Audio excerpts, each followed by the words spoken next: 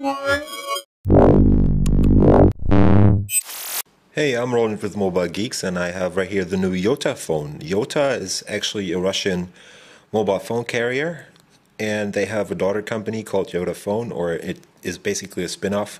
And the company is actually dabbling with a couple of different mobile phone concepts, and this one is actually coming to market right now. It launched today.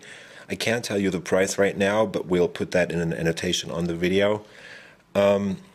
The YotaPhone is special in the way that it not only has a 4.3-inch IPS display, but it also has a 4.3-inch e-paper display on the back. So basically you have an e-reader and a smartphone combined in a 4.3-inch form factor. Let's get it out of its box first, and then in another video I'll show you a bunch of the features.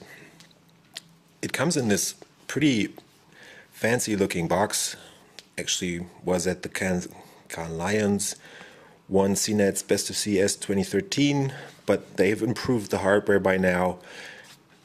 All made out of paper, got this foam inner parts right here, and it actually unboxes in a really nice way. So this is actually going to be a rather quick unboxing because you just fold it open like that, and there you go, that's it.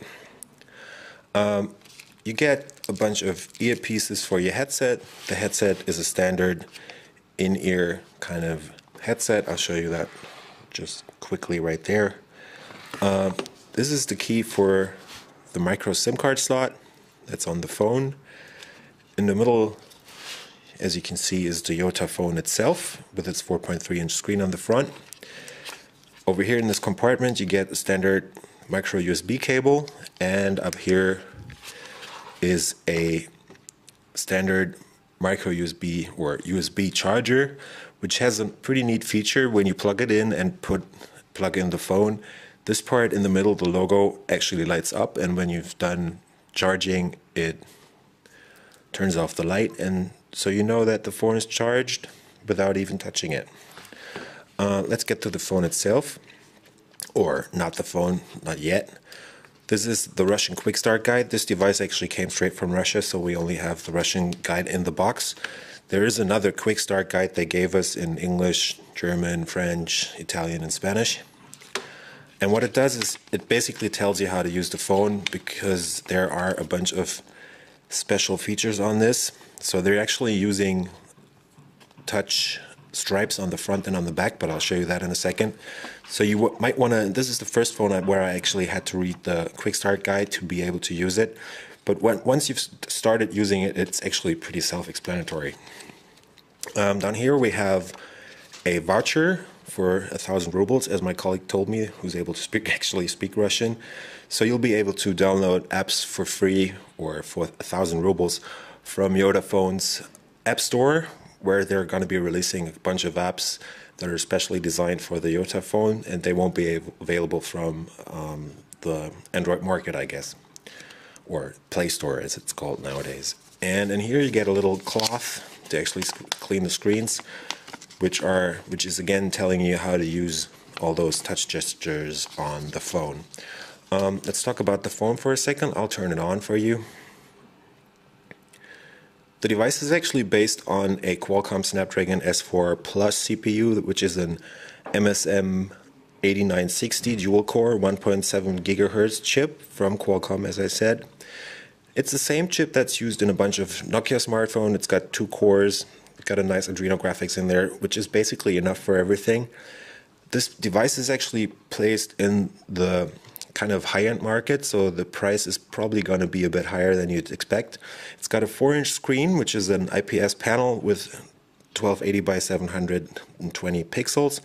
So it has a pretty high pixel density of 341 pixels per inch. Does what it's supposed to, right? But what's special is on the back actually, but let's get done with the front first. We have a 1 megapixel camera up here. Right next to that are the light and the distance sensors. This is the earpiece right there. Down here under the screen is actually a stripe of capacitive buttons, or it's not actually buttons, it's just a capacitive field where you can actually do gestures. So you actually go back to the home screen by swiping to the right, and if you swipe to the left, you'll go back in any app, whatever you're using, right? If you look at it from the side, you can already see that the back is kind of bent, so that even the e-ink display on the back is kind of flexible because it's made out of plastic. And there you go, that's the 4.3 inch 640 and by 360 pixel e-paper display. So it actually has half the resolution of the screen that's on the front.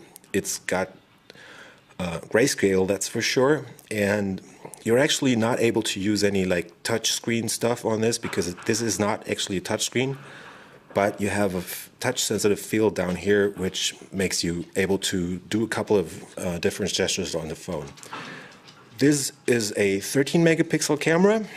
You have an LED flash right there. Again, this is supposed to go in the high-end market. It's got 2 gigs of RAM and 32 gigs of onboard flash storage. So actually, it is pretty well equipped. They have a speaker down here, and on the bottom, there you go, you have a second mic, or that's actually the mic you're talking to when you call people.